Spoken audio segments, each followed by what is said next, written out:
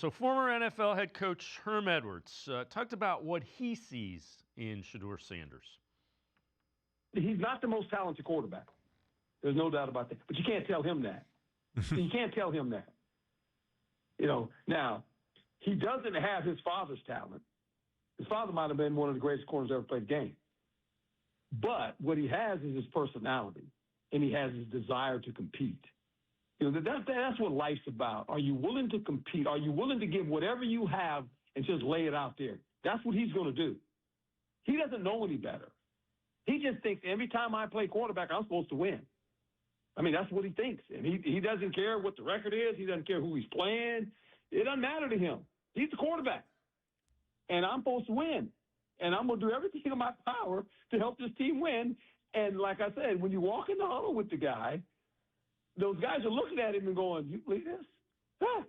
That's how he's going to play." He doesn't know any better. Givos, that's what you want in your franchise. That's maybe above everything else. You want a guy that competes and believes every time he steps into the huddle, we're going to win. So we got that. That's half the listen. I would say that's 3/4 of the battle. Because I can go back and look at, down the roster and down the years of who won Super Bowls and who was the most talented. There was years where back in the day, if you look at Joe Montana wasn't as physically gifted as Dan Marino. Was he? No. Joe Montana wasn't as physically gifted as some of the guys, as John Elway during that era? No. But Joe Montana had that thing. He had that it factor. If Joe Montana got this football back, everybody in the stadium knew he was losing. Now, I know you boys and girls, you like, who is this Joe Montana? He was just universally known for you younger folks out there. He was the Brady before Brady. Go to Tom Brady. Yep. Tom Brady, a lot of people say mechanics-wise, was Tom Brady better head and shoulders than Peyton Manning or Drew Brees or physical like Roethlisberger or Phillip Rivers or something? Like, no, Brady never had the arm that Brett Favre had. But you know what Brady had? He was maniacal. Brady understood the football game. His leadership was off the chain. He adapted. He was able to beat you in any given way. Some days the Patriots is the worst fantasy team in the history of the game.